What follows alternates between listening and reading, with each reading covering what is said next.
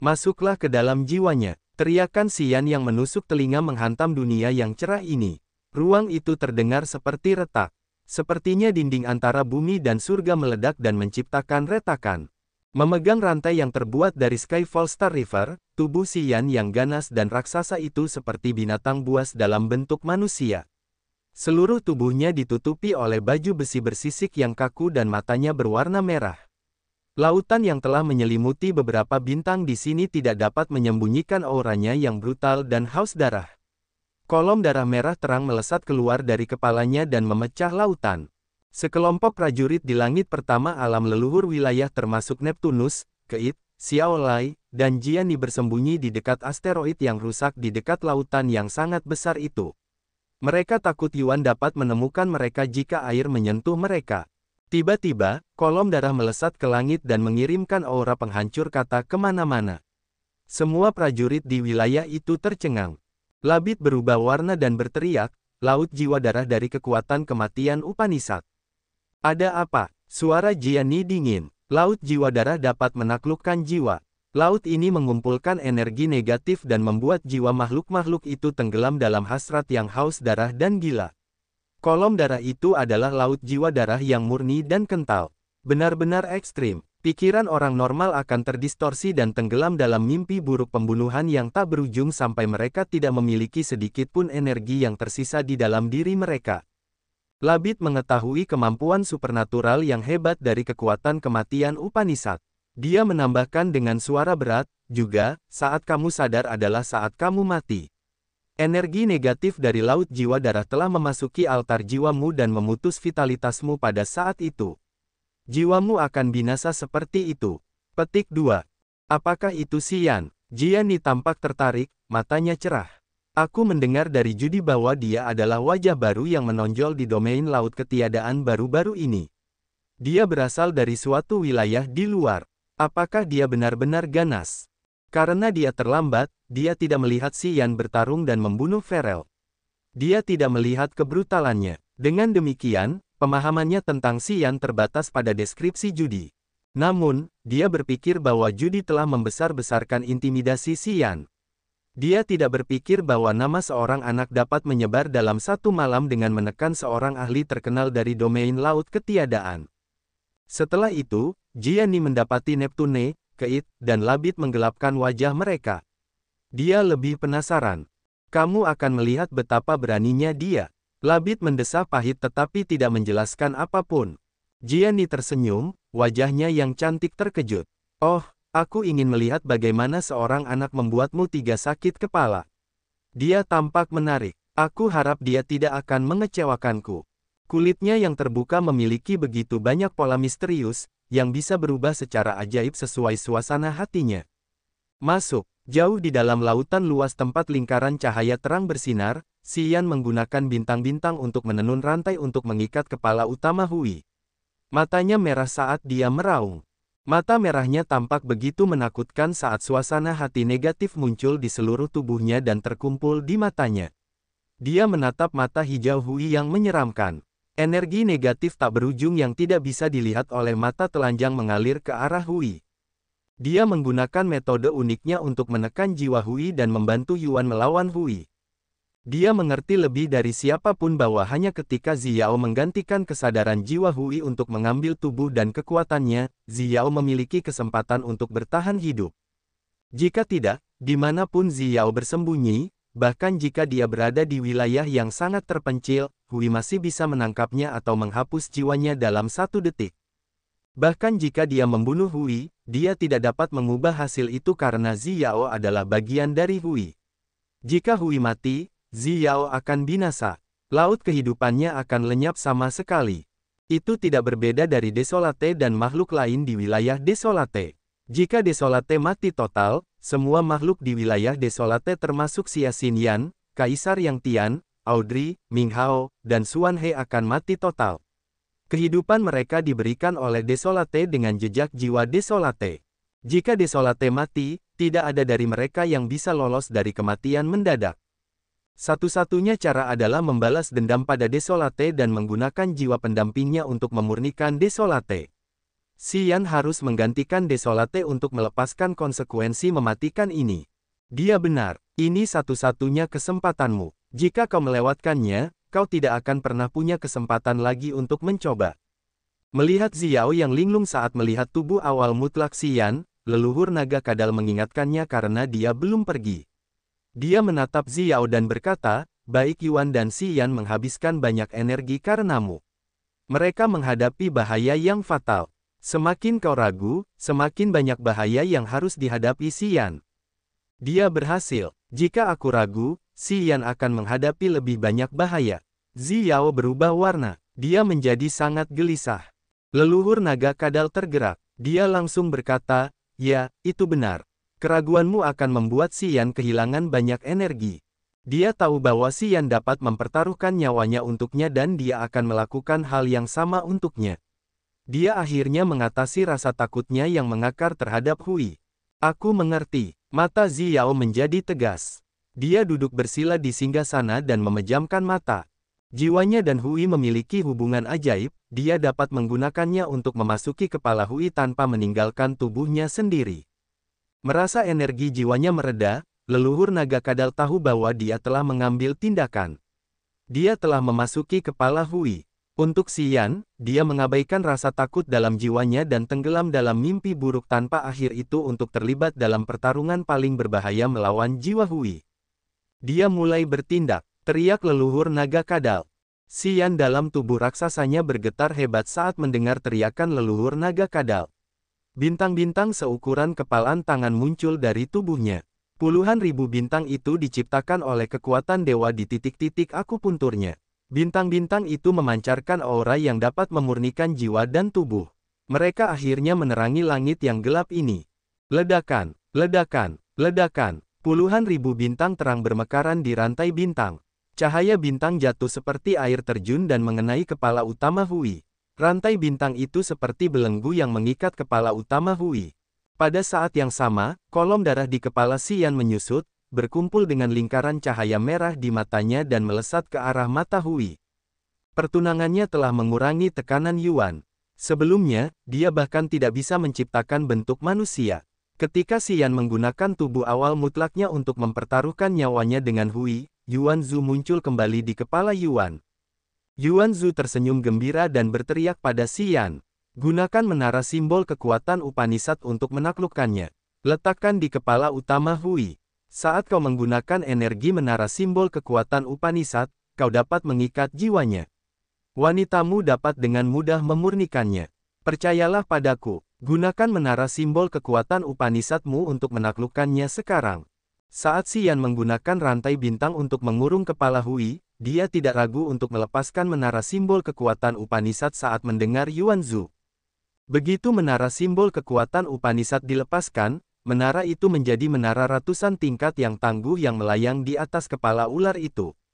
Bergerak perlahan, simbol-simbol yang tak terhitung jumlahnya di menara itu bergoyang dan melepaskan aura suci yang dapat memurnikan dunia. Lapisan energi cahaya jatuh di kepala utama Hui. Saat ular itu berjuang keras untuk melepaskan belenggu bintang, ia menjadi lebih lemah saat cahaya menyelimutinya. Jiwa Hui tampaknya juga ditundukkan. Ia tidak banyak bergoyang lagi. Tekanan Yuan berkurang drastis. Tubuh samar Yuan Zhu akhirnya terwujud. Ya, itu dia. Gunakan menara simbol kekuatan Upanishad untuk menaklukkannya, dia tidak akan bisa melarikan diri. Wanitamu akan memiliki kesempatan untuk menyerap jiwanya. Biarkan dia menggantikannya dan mengambil semuanya darinya. Yuan Zhu tersenyum lembut sambil mengembuskan napas lega. Tubuhnya berkelebat dan Yuan Zhu mendatangi leluhur naga kadal, tersenyum padanya. Yah, kamu seharusnya tidak tinggal di sini. Kamu seharusnya mendengarkannya dan pergi lebih awal. Leluhur naga kadal tercengang. Apa maksudmu? Sangat berbahaya jika kamu tinggal. Sementara Yuan Zhu berbicara, energi di tubuhnya bergejolak. Karena Xian menggunakan energinya secara besar-besaran dan bahkan menara simbol kekuatan Upanishad untuk menghadapi Hui. Yuan Zhu memiliki energi ekstra untuk digunakan sekarang. Bahaya apa? Leluhur naga kadal tampak bingung. Kalian telah menaklukkan Hui. Selama jiwanya diambil, dia tidak akan menjadi ancaman lagi. Kalian dalam bahaya karena aku. Haha, wajah Yuan Zhu yang tersenyum berubah menjadi aneh dan menyeramkan. Auranya tiba-tiba menjadi kering dan berbau seperti lahar. Leluhur, bau leluhurku. Leluhur naga kadal berteriak ketakutan dan kebingungan. Ya, aku memakan leluhur kadalmu. Biarkan aku membawamu menemuinya. Yuan Zhu masih tersenyum lembut tetapi di mata leluhur naga kadal, dia sangat tidak menyenangkan. Kejadian yang tiba-tiba itu membuat situasi menjadi lebih buruk. Xian langsung terguncang. Ia hampir gagal mempertahankan kekuatannya. Ia mengembuskan napas untuk menenangkan diri dan menekan jiwa Hui. Di saat kritis, Yuan telah menggunakan air hitam dari jiwanya untuk menaklukkan Hui. Namun, saat ini, Xian sama sekali tidak mempercayai Yuan. Ia menganggap lelaki tua itu sebagai musuh yang lebih tangguh daripada Hui. Tubuh dan jiwanya sangat tegang. Yuan telah menyembunyikan konspirasi jahatnya sejak awal. Belas kasihannya di hadapan Hui, senyumnya yang lembut dan hangat, semuanya palsu. Perhitungannya yang sempurna dibuat untuk menciptakan situasi saat ini. Ia membuat Xian menghabiskan energinya secara besar-besaran dan menggunakan SS dan menara simbol kekuatan Upanishad untuk bergandengan tangan dengannya guna menaklukkan Hui. Ia telah menghasut Xiao untuk melawan jiwa inang Hui. Ia ingin membuat Xian dan Hui sibuk untuk melaksanakan rencananya tanpa gangguan apapun. Menyerang leluhur naga kadal hanyalah langkah pertamanya. Aku tidak percaya kau membunuh leluhurku. Leluhur naga kadal ketakutan. Ia segera mengetahuinya. Dia tahu semua yang mereka lakukan adalah untuk rencana jahat Yuan. Seketika, leluhur naga kadal meraung. Tubuh kadalnya membengkak dengan kecepatan yang bisa dilihat oleh mata telanjang. Kulit tubuh kadalnya merah membara seperti besi merah, energinya mendidih hebat. Dia membuka mulutnya yang besar dan menyemburkan lava seperti air terjun ke tubuh Yuan. Sayangnya, kamu hanya di alam leluhur wilayah langit pertama. Kamu jauh di belakang kadal, senyum Yuan tidak berhenti. Tubuh manusianya terdistorsi untuk sementara waktu dan menghilang di depan lava tebal yang membara. Tubuh Yuan yang seperti benua yang tampak tidak aktif tiba-tiba bergerak. Air laut yang gelap membanjiri dari mana-mana dan menutupi aliran lava dari mulut kadal raksasa itu. Pada saat yang sama, kekuatan leluhur naga kadal terkunci. Dia tidak bisa lagi mendesak energinya. Leluhur naga kadal berubah menjadi tubuh aslinya dan meraung di lautan yang luas. Lava bergulung deras di tubuhnya dan menciptakan kolam lava besar yang menyala-nyala. Di dalam kolam lava merah, dia meraung marah dan menggunakan kekuatannya untuk menahan air laut hitam pekat, berjuang keras untuk menahan Yuan. Saat air laut yang sangat besar menyerbu, kolam lava secara paksa berkurang oleh kekuatan yang sangat keras. Klon manusia Yuan menghilang dan muncul kembali dengan tenang oleh tubuh buas Xian oleh kepala ular Hui. Dia masih tersenyum dan menatap Xian yang pemarah dan matanya yang merah darah. Dia berbicara dengan santai, lebih baik kau tidak menghentikanku menyerang kadal naga. Selama kau terganggu, Hui akan menghapus jiwa gadis kecil itu. Dia tidak akan pernah pulih. Xian ingin berbagi kekuatannya untuk menyerang. Mendengar Yuan, dia segera menenangkan dirinya. Dia tahu Yuan berkata jujur. Dia bisa merasakan Xiao di dalam jiwa Hui dan dia berjuang cukup keras melawan Hui. Awalnya, Xiao lebih unggul dan dia hampir mendapatkan jiwa itu. Namun, ketika Yuan menyerang Dragon Lizard, dia telah menarik kembali sebagian kekuatannya. Penekanan Yuan pada jiwa Hui melemah, yang membuat Xiao kehilangan keuntungannya. Mereka berada dalam posisi yang sama sekarang. Jika dia melakukan apa yang dilakukan Yuan dan menyisihkan sebagian energinya untuk melawan Yuan, Xiao akan segera terhapus setelahnya. Hui tidak akan pernah memaafkan Xiao atas serangan baliknya. Selama yang lain menghentikan serangan, itu akan menghancurkan Xiao, bahaya tersembunyi, segera. Situasi berubah karena Yuan telah mengurangi energinya di Hui. Dia telah merencanakan semuanya dengan tepat dan menciptakan situasi yang diinginkan ini. Xian perlu meningkatkan energinya tanpa gangguan apapun. Dia harus menekan Hui dan memastikan bahwa Hui tidak akan melakukan serangan balik. Yuan memanfaatkan jiwa Xiao yang berjuang melawan jiwa inang Hui untuk memberi waktu bagi dirinya sendiri untuk menyerang Dragon Lizard. Meskipun Xian tahu rencananya, dia tidak bisa berbuat apa-apa. Meskipun Hui tahu itu, tangannya juga terikat. Karena Xian, Xiao, dan Hui saling mengendalikan, jika salah satu dari mereka terganggu, orang itu akan segera terhapus. Xian, bukan berarti aku memperhatikanmu hanya 1 atau 2 hari. Aku mengumpulkan informasi tentangmu sejak kau mendapatkan menara simbol kekuatan Upanishad. Haha, kau tidak tahu bahwa aku bahkan pergi ke wilayah Desolate karenamu. Tidakkah kau penasaran mengapa aku memperhatikanmu begitu awal? Tubuh asli Yuan sedang mengikis kolam lava kadal naga. Pada saat yang sama, klon manusianya sedang mengobrol dengan Xian dengan santai. Sebenarnya, dia bergumam sendirian. Pada saat ini, Xian tidak dapat berbicara dengannya, dia hanya bisa mendengarkannya secara pasif. Karena kau berbeda dari orang lain. Senyum Yuan akhirnya berhenti. Sauron mengatakan kepadaku bahwa dia tidak dapat melihat untaian takdirmu ketika dia mengamatimu. Setiap makhluk memiliki untaian takdir. Anggota 7 klan besar memilikinya. Manusia biasa memilikinya dan bahkan makhluk awal mutlak seperti kita memilikinya. Tapi kau tidak memiliki untaian takdir. Wajah Yuan berubah gelap dan menyeramkan, suaranya dingin. Aku sangat penasaran, siapakah kau sebenarnya? Atau apa jiwamu, tubuhmu yang sebenarnya? Kau memiliki jiwa klon Desolate dan lubang hitam Devor. Aku tidak dapat membayangkannya. Keberadaanmu telah melanggar aturan dunia ini. Semua yang telah kau lakukan, kekuatanmu Upanishad, dan terobosanmu tidak mengikuti logika umum. Berhenti sejenak untuk waktu yang lama, tatapan Yuan menatap tajam ke arah Xian saat dia mendesis, kau ini sebenarnya apa? Kesadaran jiwa Xian telah menyatu dengan energi negatif yang ekstrim. Menggunakan energi jiwanya sebagai pemandu dan laut jiwa darah sebagai wadah, ia memasuki lapisan luar jiwa Hui, yang mengaburkan kesadaran Hui dan menahan mobilitasnya. Itulah alasan mengapa ia tidak dapat berbicara dengan Yuan.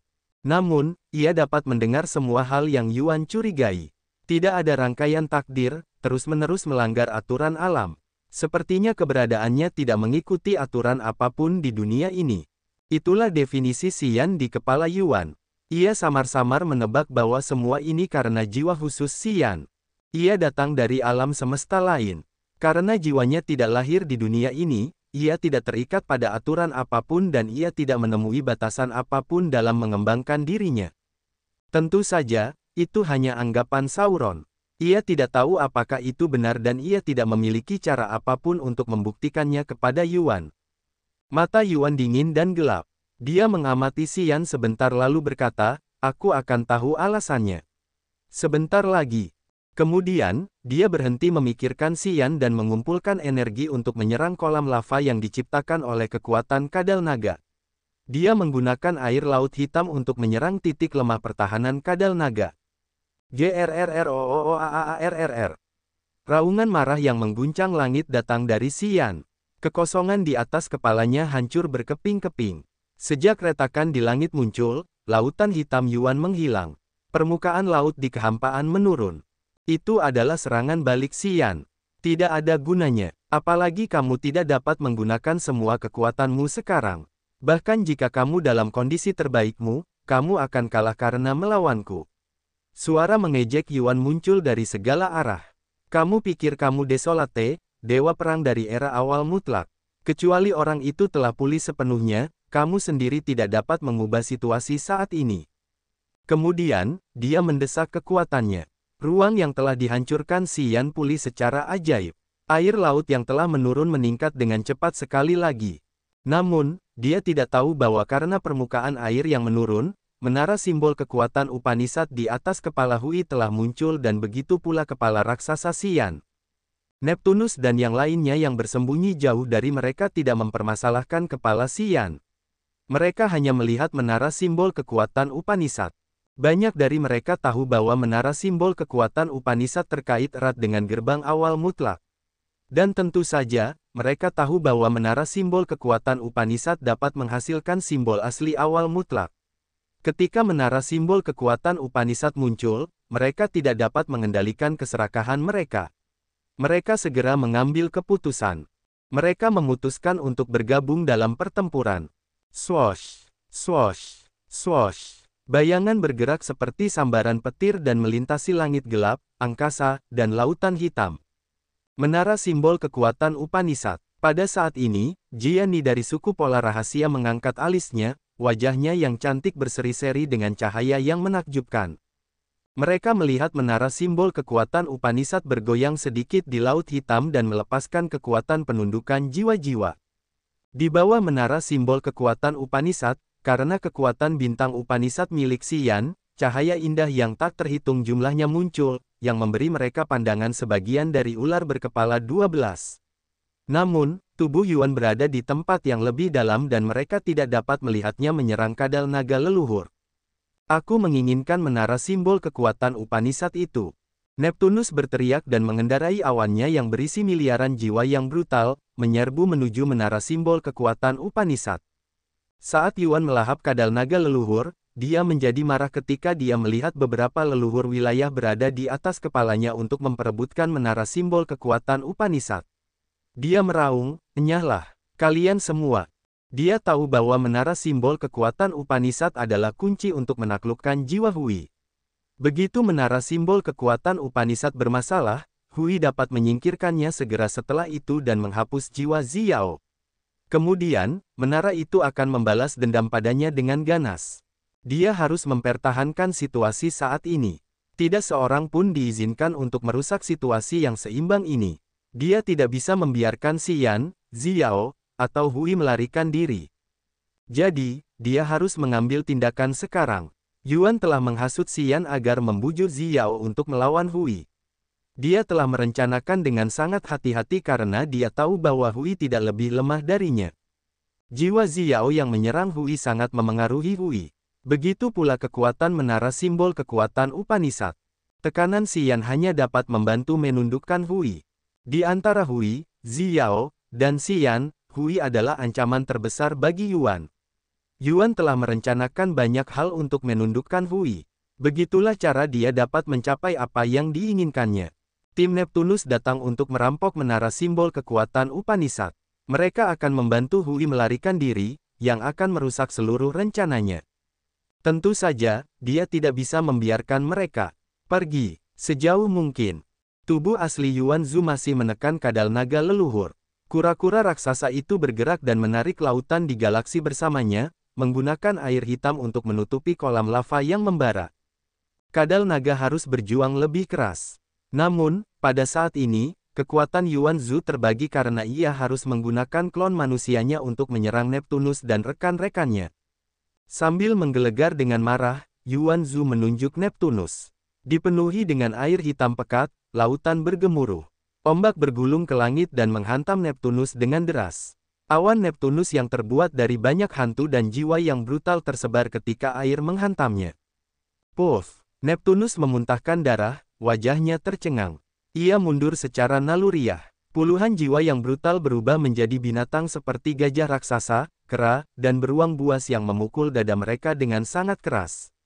Mereka melindungi Neptunus dari ombak yang ganas. Menara simbol kekuatan Upanishad terus bergerak. Neptunus didorong mundur sebelum ia bisa mencapainya. Yuan Zhu, itu Yuan Zhu, salah satu dari 10 leluhur wilayah besar. Keit, Xiaolai, Jiani, dan Labit mendarat di dekat Neptunus. Keit sangat ketakutan saat ia memberitahu yang lain identitas Yuan Zhu. Dia adalah Yuan Zhu, ahli tertua di antara 10 leluhur wilayah besar. Tidak dapat dipercaya. Dia adalah makhluk awal mutlak. Ini berita yang mengejutkan. Pola aneh di wajah Jiani bersinar dalam cahaya hijau dan ungu. Matanya yang dalam juga memiliki banyak pola yang indah. Pada saat ini, matanya tampak hidup karena bergerak dengan aneh. Itu adalah tanda bahwa dia sedang mendesak kekuatannya. Xiaolai, Keit, dan Labit dipenuhi dengan rasa takut. Ketika mereka melihat Yuan Zhu, wajah mereka berubah canggung. Tidak disangka bahwa Yuan Zhu adalah makhluk awal mutlak. Jika mereka tidak melihatnya dengan mata kepala sendiri, mereka tidak akan pernah percaya bahwa Yuan Zhu, leluhur wilayah tertua di domain laut ketiadaan, sebenarnya adalah makhluk yang mengerikan dari era awal mutlak. Jika kalian tahu siapa aku, mengapa kalian tidak segera keluar dari sini? Yuan Zhu telah melepaskan penyamarannya dan memperlihatkan wajah tanpa ampun dari makhluk absolute beginning. Jangankan kalian, bahkan jika Hantian, Beverly, dan Serene Prison ada di sini, mereka tidak akan berani mencampuri urusanku. Kembalilah ke tempat asal kalian. Kalau tidak, Jangan salahkan aku. Mendengarnya, semua orang menjadi serius. Yuan Zhu seperti Sauron. Mereka bukan anggota 7 klan besar. Di antara 10 leluhur wilayah besar, mereka adalah yang paling misterius dan tidak dapat diprediksi. Ini terutama berlaku untuk Yuan Zhu karena dia tidak muncul selama beberapa ribu tahun. Selain itu, para prajurit yang hadir di sini semua tahu betapa ganasnya Yuan Zhu dari para ahli di klan mereka.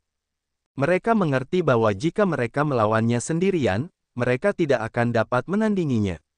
Bahkan jika mereka bergandengan tangan, mereka tidak begitu yakin bahwa mereka dapat melawan Yuan Zhu. Jadi, pada saat ini, mereka sangat ragu-ragu. Mereka memperhatikan menara simbol kekuatan Upanishad tetapi tidak berani bertindak gegabah. Aku akan menghitung sampai 10.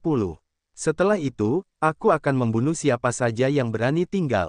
Yuan Zhu terdiam beberapa detik lalu menghitung dengan keras. 1, 2, 3. Dia tidak punya waktu untuk disia-siakan di sini. Saat menara simbol kekuatan Upanishad milik Xian menaklukkan Hui bersama dengan kekuatan Xian dan kekuatannya sendiri, Hui dikendalikan untuk sementara waktu. Xiao memanfaatkan kesempatan itu untuk mengumpulkan dan menaklukkan kesadaran jiwa Hui. Jika Xiao bisa menyatu dengan jiwa inang Hui, dia akan menjadi sangat tangguh. Dia akan menggantikan Hui dan menjadi ancaman terbesar bagi Yuan. Dia harus segera menghabisi para pengganggu itu.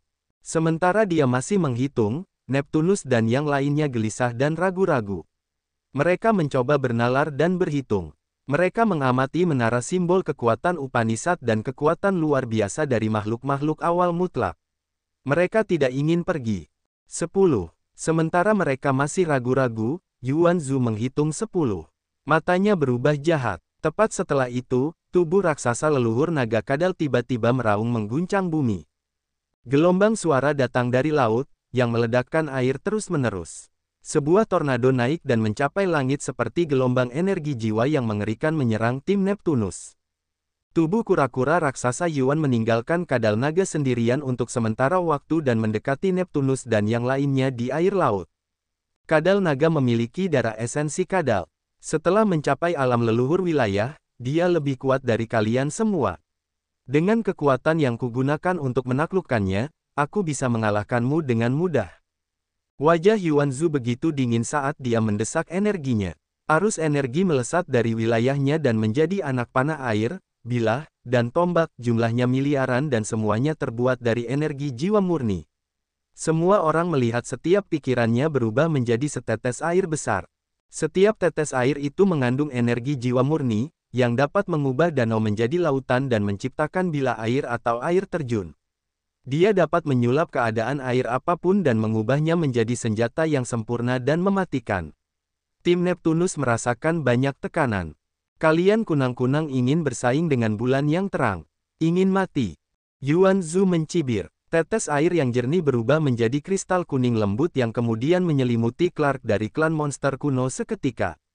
Clark sekarang menjadi nyamuk yang terperangkap dalam kaca. Dia tidak bisa bergerak sedikit pun. Mendesis. Mendesis, mendesis. Suara mendesis aneh dari sesuatu yang meleleh muncul dari tubuh Clark. Di dalam kuning itu, Clark di puncak alam abadi adalah yang pertama terbunuh. Yuan Zhu terus mengumpulkan kekuatannya. Setiap tetes airnya membesar menjadi satu mu.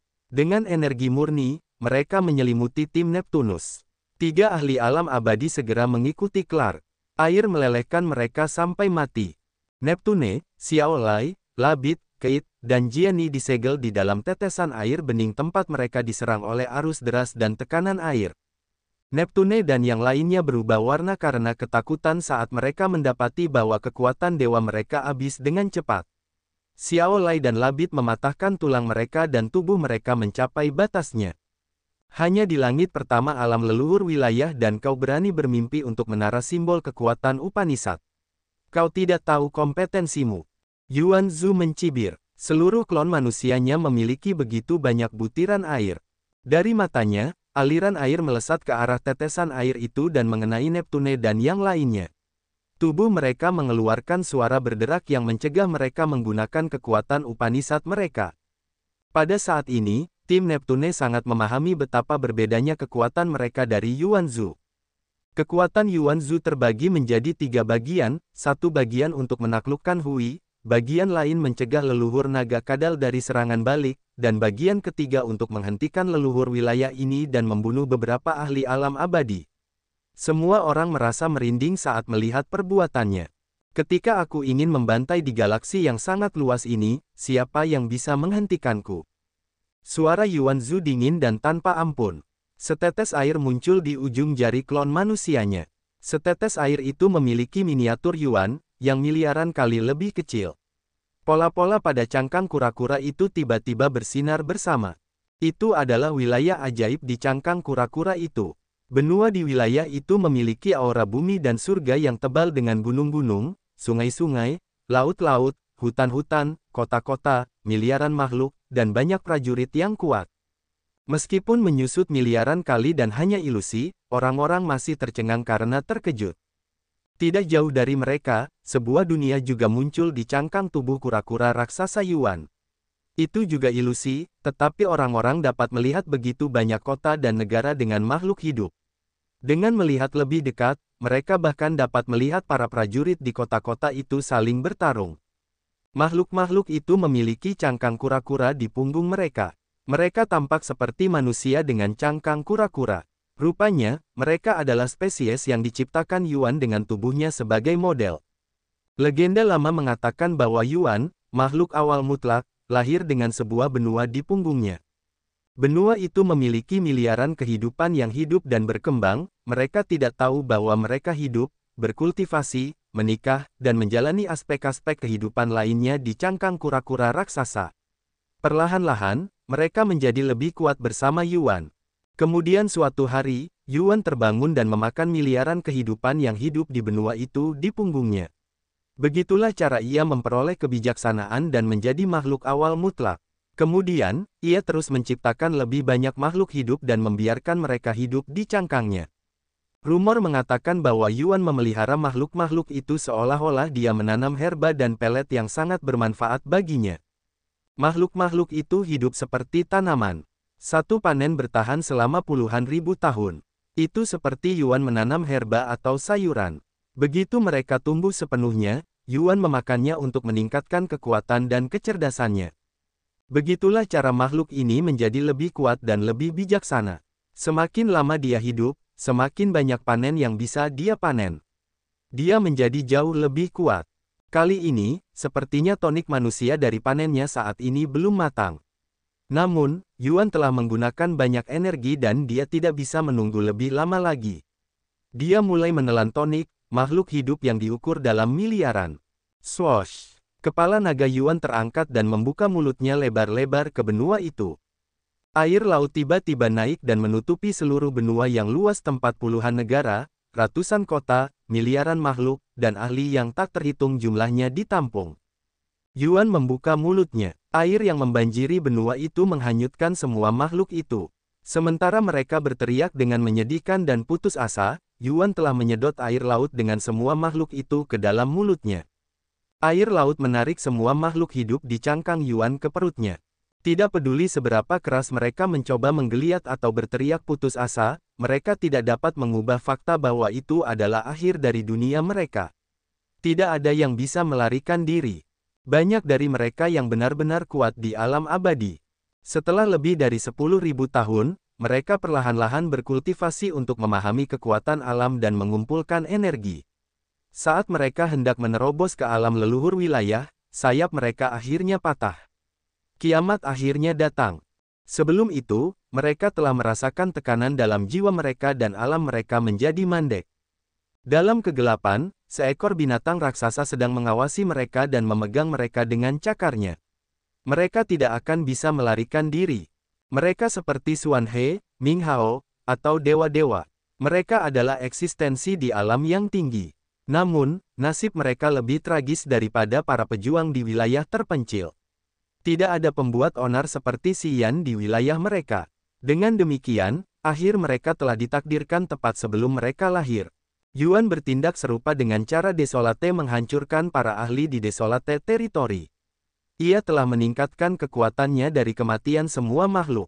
Mereka yang cukup beruntung untuk melihat Yuan menelan dunia merasakan dengan jelas bahwa saat makhluk-makhluk itu menghilang ke dalam mulut Yuan, kekuatan Yuan Zhu dan tubuh aslinya meningkat secara besar-besaran. RRROOAARRRR. Menelan miliaran nyawa, Yuan meraung dan menghantam kadal naga di laut yang mendidih. Ombak tinggi menyerbu dan menutupi seluruh kadal raksasa di dalam kolam lava oleh Xian. Tubuh asli Yuan menunjukkan kebrutalannya. Dengan energi yang baru ditambahkan, ia meraung dan menunjukkan mulutnya yang besar penuh dengan taring seperti deretan bilah tajam. Mendesis, ia menggigit ekor kadal raksasa itu dan menariknya dengan kuat. Ekornya ditarik dari tubuh kadal itu. Darah menyembur seperti sungai. Yuan membuka mulutnya lebar-lebar dan mengunyah ekor kadal raksasa itu. Darah dan potongan daging memercik dari mulut seperti naga itu.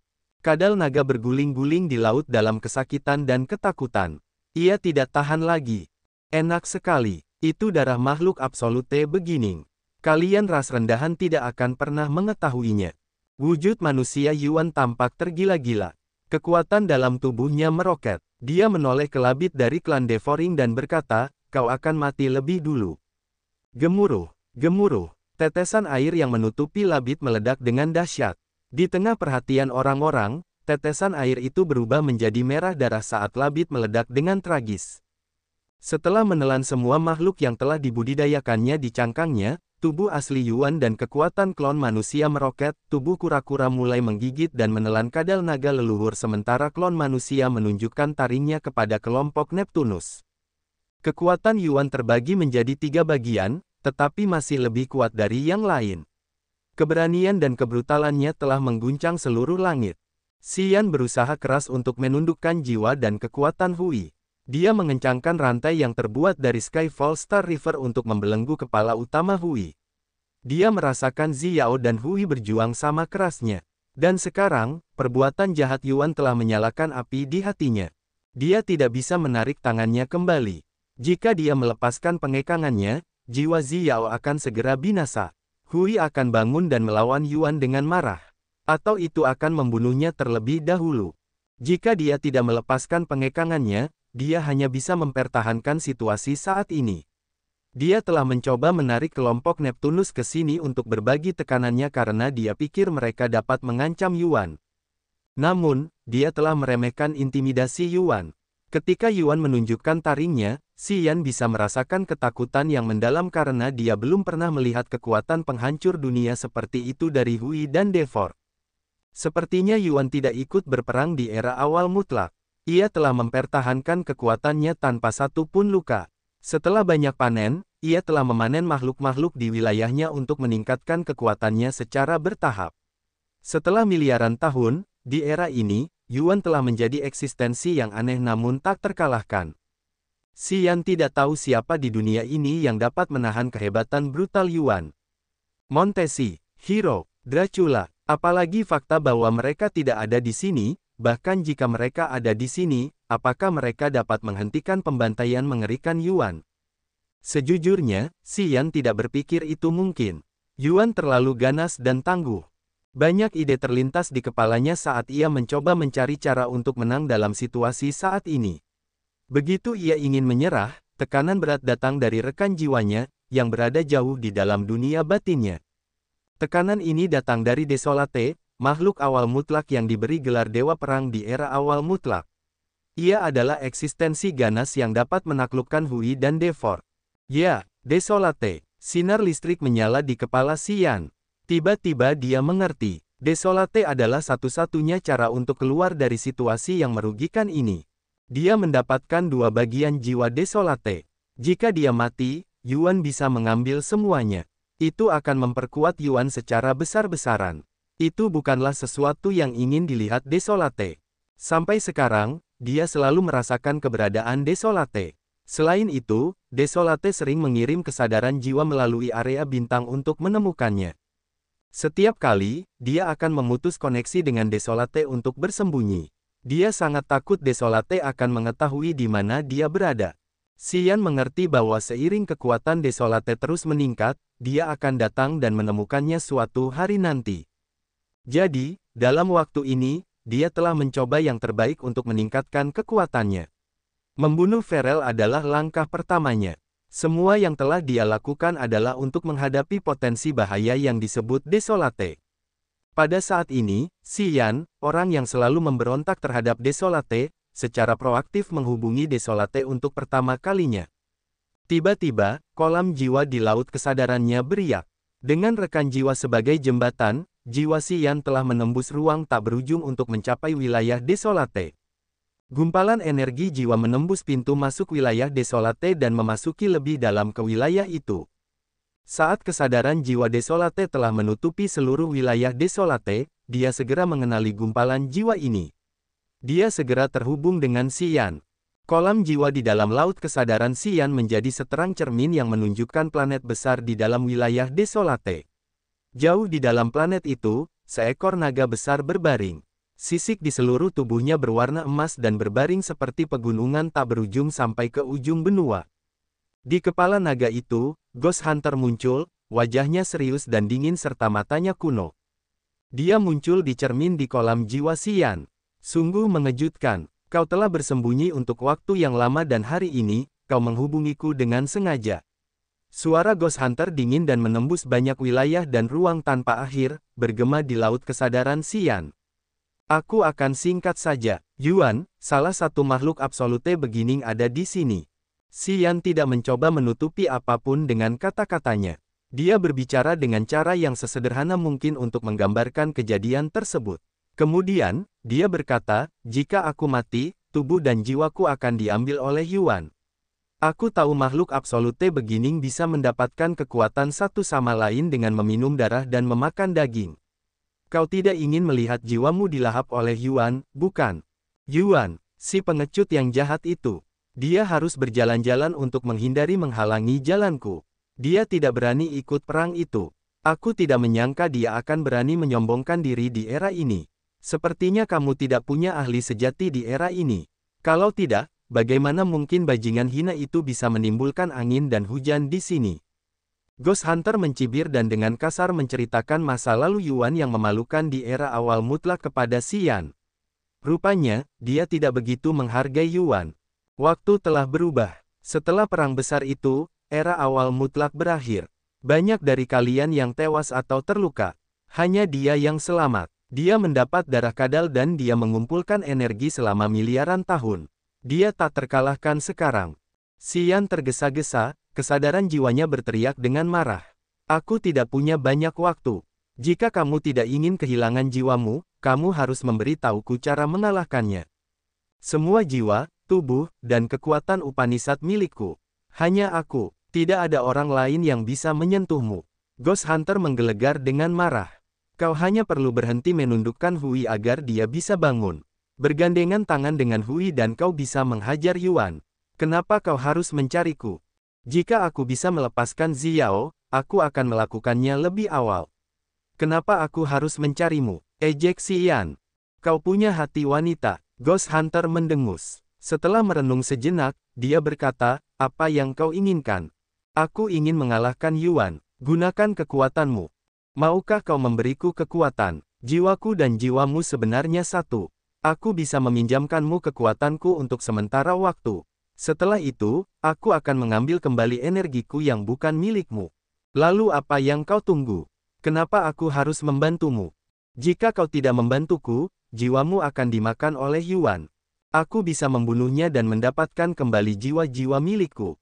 Yuan hanyalah karakter kecil. Bagaimana bisa dia menjadi musuhku? Kalau begitu kita tidak perlu bernegosiasi apapun. Kecuali kau menyetujui satu hal. Apa itu? Saat Sauron mendatangimu, tunjukkan padaku penampilan dan auranya. Pria ini telah menantangku berkali-kali dan mengungkit wilayahku. Aku ingin tahu aura jiwanya. Petik 2. Dia akan menemukanku. Aku yakin. Oke, aku setuju. Xian setuju dengannya. Tepat setelah itu, energi yang melimpah dikirim ke kolam jiwanya melalui ruang angkasa. Masa energi seperti naga muncul dari kolam jiwa dan melayang di atas laut kesadarannya yang sangat besar. Energi itu beberapa kali lebih kuat dari energinya sendiri. Karena memiliki jejak jiwa Desolate, rekan jiwa Xian dapat mengendalikannya. Tak lama kemudian, aura liar yang dapat menghancurkan seluruh wilayah menyembur darinya dan menutupi seluruh wilayah laut kehampaan juga. Tubuh awal mutlaknya yang buas tumbuh lebih jauh. Paku-paku naga mencuat dari kulitnya dan muncul di dada, lengan, dan pinggangnya. Sekilas, dia seperti naga raksasa yang berduri. Kekuatan Xian langsung melesat, tetapi dia belum menyerang Yuan. Dia mempertahankan posisi sebelumnya. Sambil memegang rantai bintang, dia menahan kepala utama Hui. Jauh di matanya, energi merah darah menyembur dengan gila dan menghantam Hui jauh di dalam laut kesadarannya.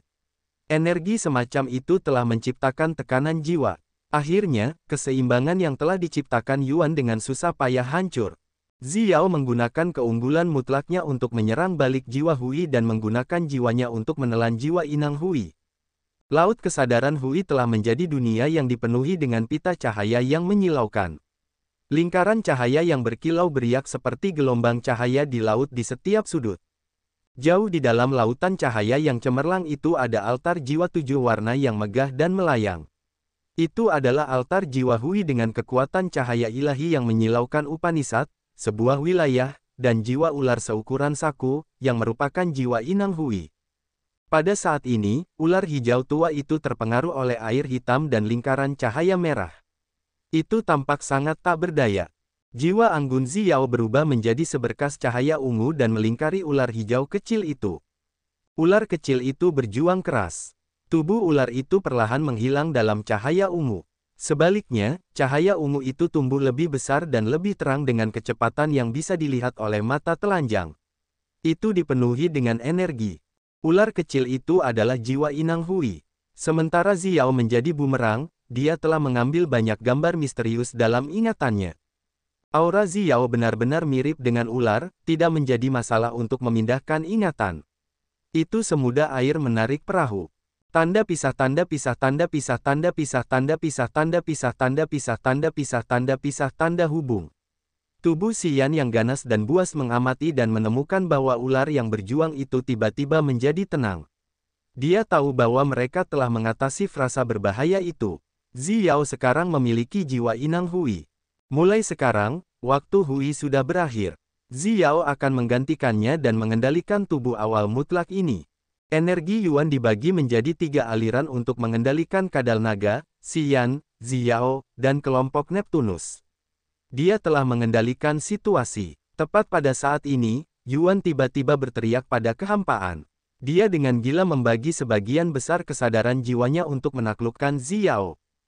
Dia tidak ingin Hui bangun atau Xiao mengambil jiwa Hui.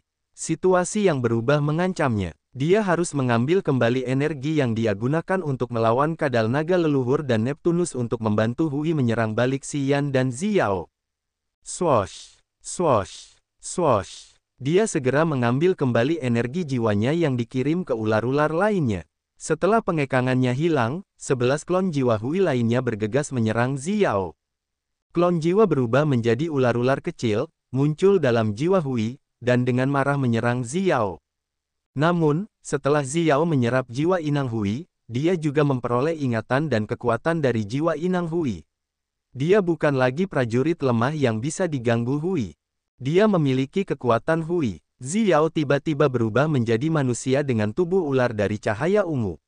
Dia mendesak kekuatannya Upanishad di laut kesadaran Hui. Tak lama kemudian, dia menenangkan dirinya di dunia cahaya ilahi ini.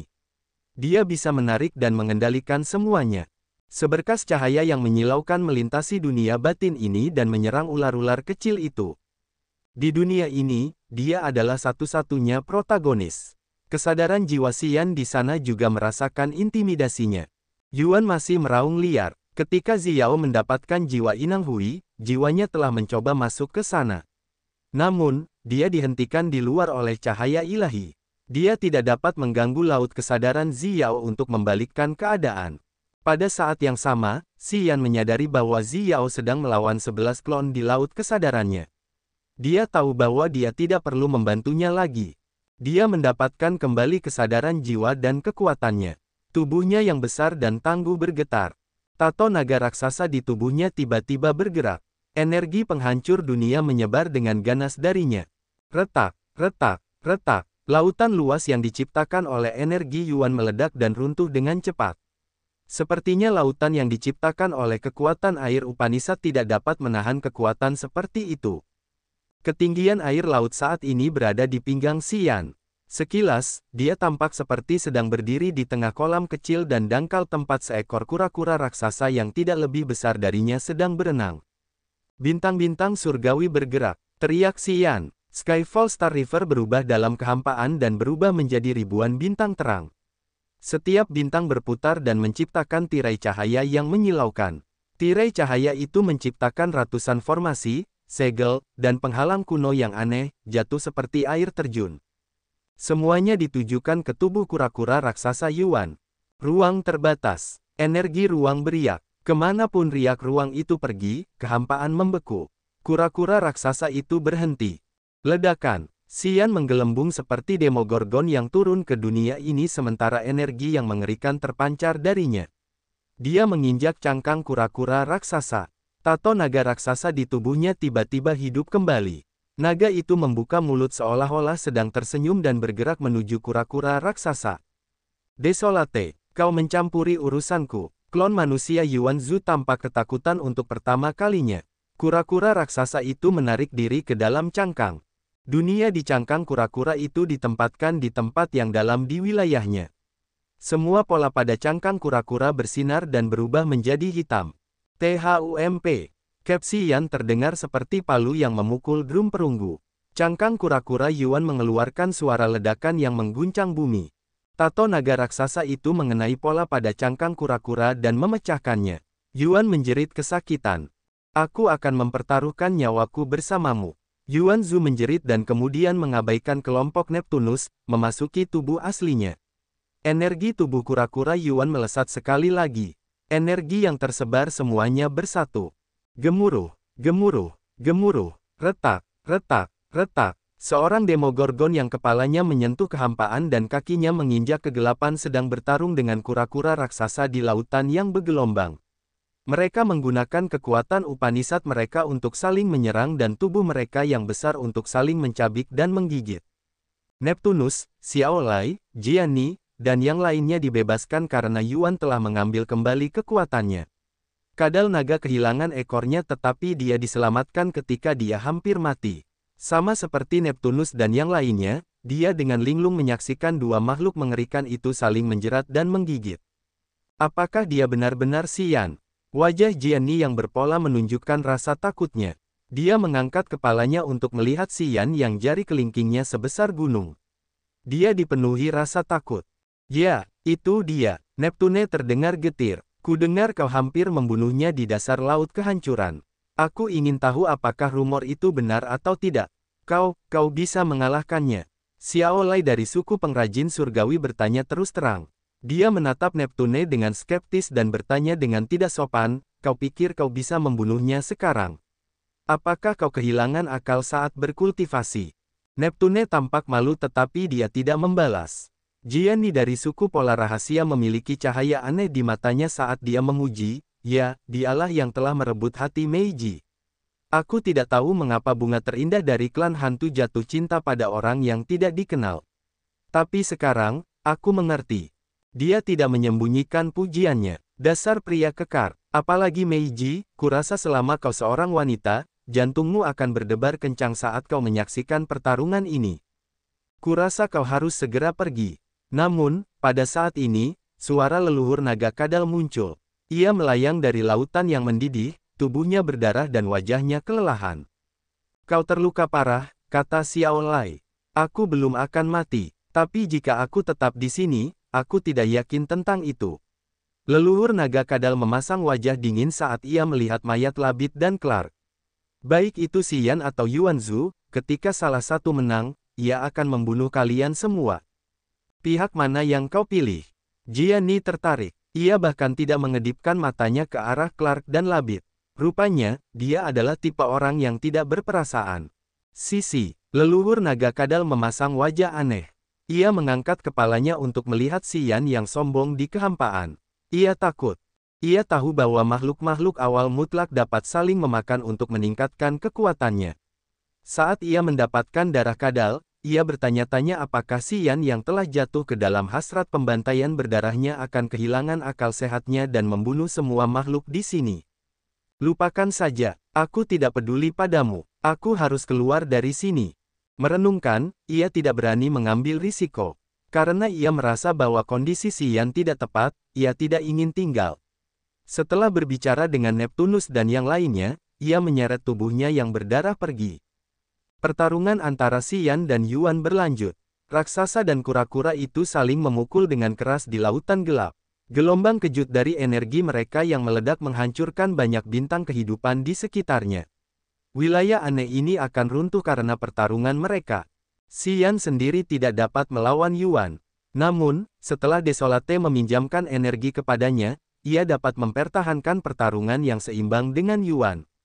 Tim Neptunus tidak ingin pergi saat mereka melihat keduanya bertarung sengit satu sama lain.